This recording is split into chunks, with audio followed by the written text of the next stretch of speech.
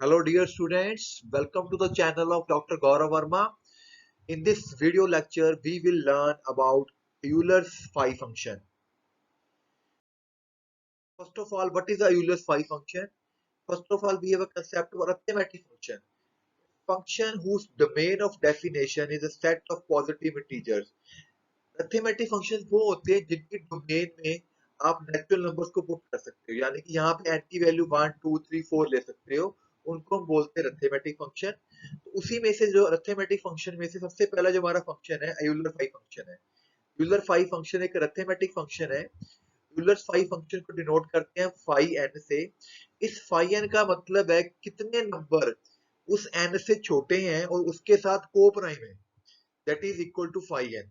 Phi n is the number of positive integer less than equal to n and co-prime to n. ये इसकी definition होती है, यानी कि वो नंबर लेने हैं आपने जो n से छोटे हैं या n के बराबर भी हैं और उसके साथ को प्राइम है, यानी कि उसके साथ कटते नहीं है, डिवाइड नहीं होते। जैसे फाइव वन है तो फाइव वन तो वन नहीं होएगा क्योंकि one is only positive integer less than equal to one और वन वन के साथ को प्राइम है। अब जैसे फोर है तो फोर के साथ कौन कौन से नंबर डिवाइड नहीं होते, एक वन हो गया, एक थ्री, वन तो लेना ही होता है हमें।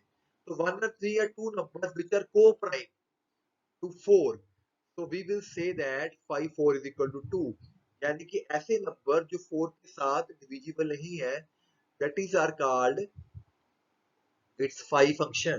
जैसे 5 6 है तो 6 को 2 और 3 काट 2 और 3 कटते हैं, 4 भी कटता है, तो 1 और 5 इसके साथ को प्राइम हो गए, तो 5 6 भी आपका क्या हो गया 2। इसी तरह 5 10, 5 10 का मतलब जो से नंबर 10 के साथ नहीं कटते, कौन कौन से नंबर आएंगे 1 3 7 9, जितने नंबर उसके साथ को प्राइम है, that is definition of Euler's phi function. अगर कोई नंबर प्राइम नंबर है तो आपको पता प्राइम नंबर तो सिर्फ अपने आप से कटेगा पी से, तो बाकी कोई भी नंबर से डिवाइड नहीं होएगा।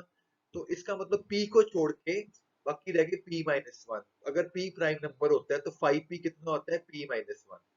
ओके जी।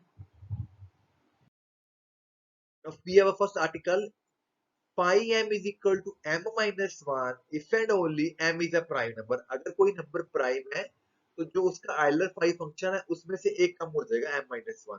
मान लीजिए m आपका प्राइम नंबर है, ठीक है, then integers less than m, जितने भी नंबर m से छोटे होंगे सारे नंबर इससे क्या होंगे को प्राइम होंगे। तो ये कितने नंबर है 1 2 3 m माइनस वन। तो clearly phi m is equal to m minus 1 by definition of Euler's function। अगर अब रिवर्स रिजल्ट है, मान लीजिए कि जो फाई एम है एम माइनस वन है, आपने शो करके दिखाना कि एम हमारा prime number, we have to show m is a prime number. मान लीजिए कि एम प्राइम नंबर नहीं है, वो कंपोजिट नंबर है। तो कंपोजिट नंबर जो होता है उसको कोई ना कोई नंबर डिवाइड करता है, मान लीजिए एल उसको डिवाइड करता है, एल उसको डिवाइड करता है और एल एम से छोटा होगा। so there are at least two digits out of this 1 to m which are not prime to the m, क्योंकि l भी उसको डिवाइड करेगा और m भी उसको डिवाइड करेगा। इसका मतलब जो फाई m है उसका वो डेफिनेटली m माइनस टू से छोटा होएगा। ठीक है जी, क्योंकि दो नंबर तो उसको डिवाइड करते हैं, which can't be possible क्योंकि हमें यहाँ पे गिवन है कि फाई m माइनस वन है। so our supposition is wrong, so we will say that m must be prime number। जैसे 531 है तो आपको पता है ये प्राइम नंबर है, तो इसकी वैल्यू कितनी होगी m minus one 30। 101 again prime number, तो इसमें से वन माइनस कर दो तो इसका आइलर फंक्शन निकल के आ गया।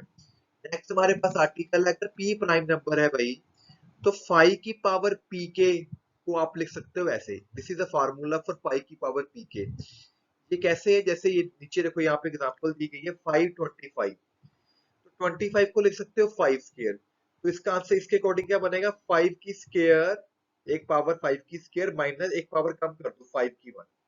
तो कितना आसान है 525 निकालना, कोई भी नंबर आ जाए, जैसे 5 की पावर अगर आपके पास आ जाए 7 की क्यूब आ जाए, it will be 7 cube minus 7, इसको आप सॉल्व कर सकते हो। अदरवाइज 7 क्यूब निकालोगे फिर देखोगे कितने नंबर को प्राइम है, that is very difficult one. तो वेरी इजी रिजल्ट, इसका प्रूफ बड़ा आसान सा है। जैसे मान लीजिए K1 है, ठीक है, इंडक्शन अगर लगाएं तो वो आपका क्या बन गया, सिंपल 5p बन गया। तो 5p तो हमने प्रूव किया ही, अगर p प्राइम नंबर है तो p माइनस वन के इक्वल होता है, तो इसको p1 लिख लिया गया, इसमें से p कॉमन ले लो। ठीक है जी, तो इस रिजल्ट को इस फॉर्म में उसने शो कर दिया आपको। अगर अब इंडक्शन लगाना है, अगर k एक से बड़ा है तो p 2p 3p pk minus one, उसने ये सभी नंबर्स ले लिए, सभी नंबर्स पे p आ रहा है तो सभी नंबर डिविजिबल है, और कितने नंबर्स है ये pk माइनस वन। ठीक है, टोटल हमारे पास कितने नंबर थे, टोटल हमारा जो नंबर है वो pk है क्वेश्चन में। तो आपको यहाँ पे ये लिखना है कि for k greater than one integers p 2p 3p pk minus p all are divisible by p among the integers 1 2 3 pk। तो टोटल इंटीजर्स इतने हैं आपके, उसमें से इतने इंटीजर्स डिविजिबल हैं, तो को प्राइम कितने रह गए, पीके में से इतने माइनस कर, तो वो बाकी नंबर्स क्या होंगे, सारे को प्राइम है, जो उसको काटेंगे नहीं। तो आइलर फंक्शन का मतलब वही होता है जितने नंबर उसके साथ को प्राइम होते हैं। तो ये इसका आंसर आ गया। ठीक है जी, छोटा सा रिजल्ट है, आप इसको याद भी रख सकते हैं, इसका प्रूफ इतना इंपॉर्टेंट नहीं है। इसी तरह very important article examination point of view, important article है भाई, phi is a multiplicative function, Euler's function is a multiplicative function। Multiplicative function का मतलब होता है अगर उस पे फाई ऑफ एम एन करें तो वो ब्रेक होके फाई ऑफ एम और फाई ऑफ एन बन जाएगा, और एम और एन की जीसीडी वन होनी चाहिए। इसका ये मतलब है अगर दो चीजें हैं, जैसे 15 है, ठीक है, तो I can write 15 as a phi to 3.5, 3 और 5 की जीसीडी वन है, तो I can break into phi of 3 multiply phi of 5। Is a definition of multiplicative function अगर उनकी जीसीडी वन होती है। ठीक है जी, तो अभी मुझे इसको प्रूव करके दिखाना है। मान लीजिए कि नंबर ए है वो वन से लेके एम के बीच में हो सकता है, उसके पास एम चॉइसेस है। एक नंबर बी है वो वन से लेके एन तक हो सकता है, तो A has M choices, B has N choices. एक सेट ऐसे लीजिए जो किस तरह का है, A N plus B M type का। किस तरह का सेट है, A N plus B M type का, जो ए की वैल्यू है आपकी भाई वो वन से लेके एम तक अज्यूम की गई है। ठीक है, और जो बी की वैल्यू है वन से लेके एन तक चूज की, एक सेट है, आपने ऐसे डिफाइन करना है। अगर ए आपका वन है, ठीक है, ए फिक्स हो गया, तो एम की तो देखो इसके पास टोटल कितनी चॉइसेस है, एन चॉइसेस, क्योंकि एम वेरी कर रहा है उसमें, एन और एम वेरी कर रहे हैं, तो A N plus B M has, क्योंकि देखो ए आपका वन टू एम चल रहा है। ठीक है, तो ए की वैल्यू अगर वन टू एम को करते जाओगे, उसके कॉरेस्पॉन्डिंग आपके पास अलग एन चॉइसेस पड़ी हुई है बी की। ठीक है, if a is equal to 1 then a and bm has n choices। अगर a आप दो ले लेते हो तो भी उसके पास n choices है, क्योंकि b के पास n choices है। इसी तरह अगर a आपका m है तो a n plus bm के पास n choices है, तो इसके कोरस a के पास m choices है और इसके पास n choices है। टोटल choices कितनी होगी, m into n। Fundamental principle of counting permutation का कंसेप्ट लग गया। तो s has m n positive integers. अब आपने ये शो करना है कि ये जो इंटीजर्स हैं सारे इनकॉन्ग्रुएंट हैं। इनकॉन्ग्रुएंट का मतलब होता है कोई भी दो इंटीजर आपस में कॉन्ग्रुएंट नहीं है। मान लीजिए कोई भी दो integer A N plus B one M is congruent to A two N two B two M two, क्योंकि जो इसमें नंबर्स हैं वो A N plus B M type के हैं। तो इस तरह के दो नंबर मान लीजिए आपस में कॉन्ग्रुएंट है। जो ए वन ए टू है वो एम से छोटा होएगा, क्योंकि ए की चॉइसेस एम से छोटी है, और b one b two n से छोटा होएगा। ठीक है जी, अब मॉडुलो एम किया, जब मॉडुलो एम किया ये तो खत्म ही होगा, रिमाइंडर जीरो दे देगा एम से डिवाइड होके, कटा नहीं है, रिमाइंडर जीरो दे देगा आपको। ठीक है, यहाँ पे लिखा हुआ देखो, तो आपके पास इतना एक्सप्रेशन आ गया, एन से एन कट गया, इतना आ गया, m will divide a two minus a one. तो ए टू माइनस जो ए वन ए टू है वो तो एम से छोटे हैं, तो उन दोनों का डिफरेंस भी एम से छोटा होएगा। तो हाउ इट कैन पॉसिबल, तो ये इससे छोटा नहीं हो सकता इनका, तो एम इसको डिवाइड ही नहीं कर सकता कभी भी, क्योंकि जो a2 माइनस a1 का डिफरेंस है वो m से भी छोटा है, विच इज इम्पॉसिबल। सिमिलरली अगर n के लिए करेंगे वो भी पॉसिबल नहीं है। इसका मतलब ये जो mn इंटीजर्स हैं ये सारे इनकॉन्ग्रुएंट है। ठीक है, so number of members of s, जो s के मेंबर्स हैं अगर वो को प्राइम देखे mn के साथ तो वो होंगे फाई n, क्योंकि हमें पता है जितने नंबर, क्योंकि ये mn आपस में सारे इनकॉन्ग्रुएंट है, आपस में कोई भी नंबर कट नहीं रहा mn जो इंटीजर्स हैं। ठीक है, इसका मतलब कोई भी नंबर आपस में नहीं कट रहा, तो फाई ऑफ एम, तो इसका मतलब है जो फाई ऑफ एम एन है that is equal to M N ही हो जाएगा, क्योंकि ये जो एम एन इंटीजर्स हैं ये सारे इनकॉन्ग्रुएंट है, आपस में कोई भी नंबर नहीं कटता। इससे ये पता लगता है कि जो फाई ऑफ एम एन है एम एन के इक्वल होएगा। ठीक है, अब हमने A N plus B M comma M N की जीसीडी वन ले ली। ठीक है, इसकी जीसीडी तभी वन होएगी अगर A N plus B M की जीसीडी एम के साथ वन होगी या इसकी जीसीडी एन के साथ वन होगी। तो दो केस बना लिए।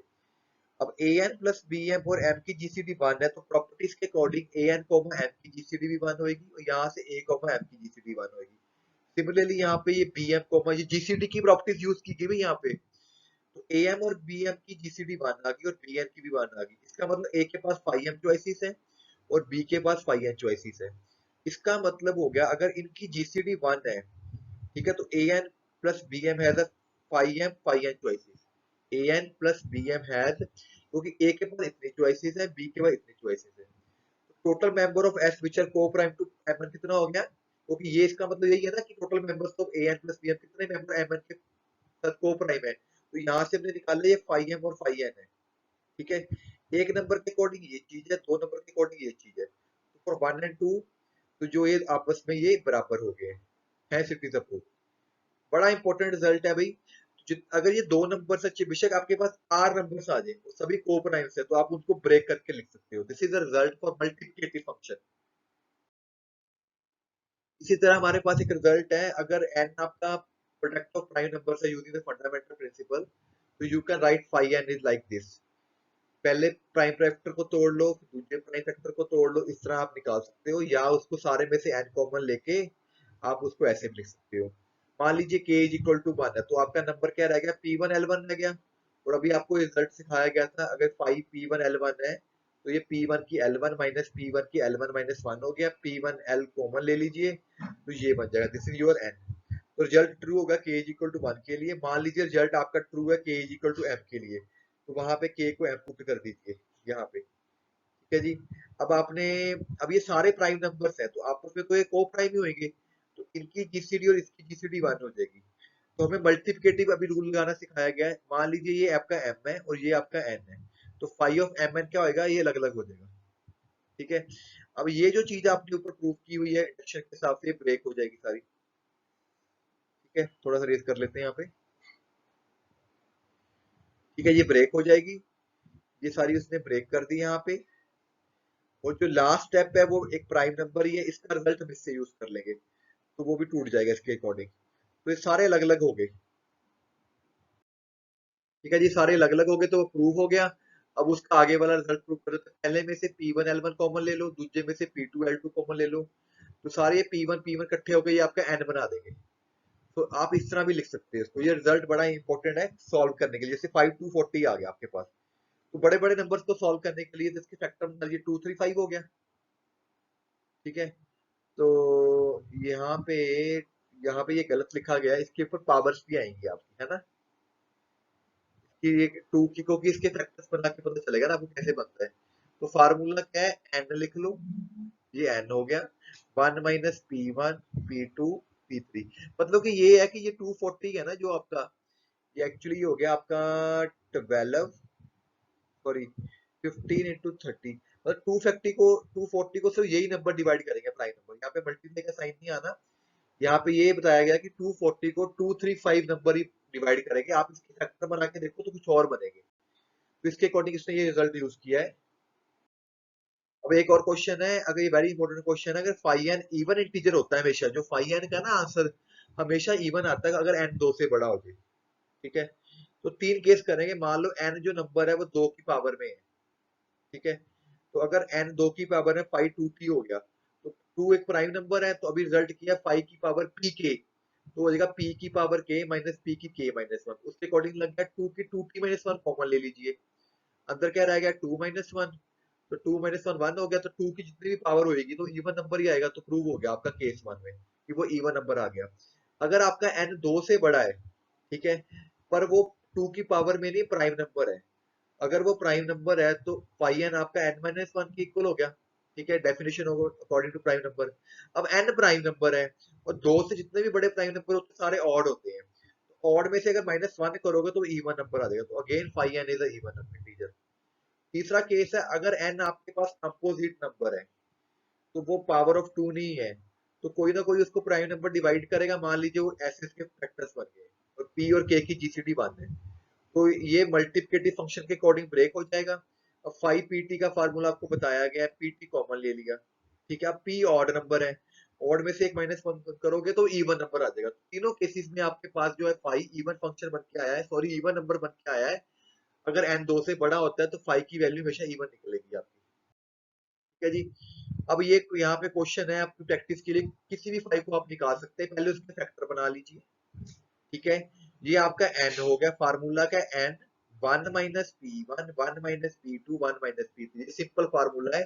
ये P1 हो गया, ये P2 हो गया, ये P3 हो गया, पावर यूज करने की जरूरत ही नहीं है। इसी तरह ये चीज होगी आपके पास, फैक्टर बना लो, फार्मूला लगा लो, n one minus P1 P2, तो P1 P2 क्या होते हैं, प्राइम नंबर्स होते हैं। Thank you very much for watching this video, Euler's 5 function, signing off doctor Gaurav.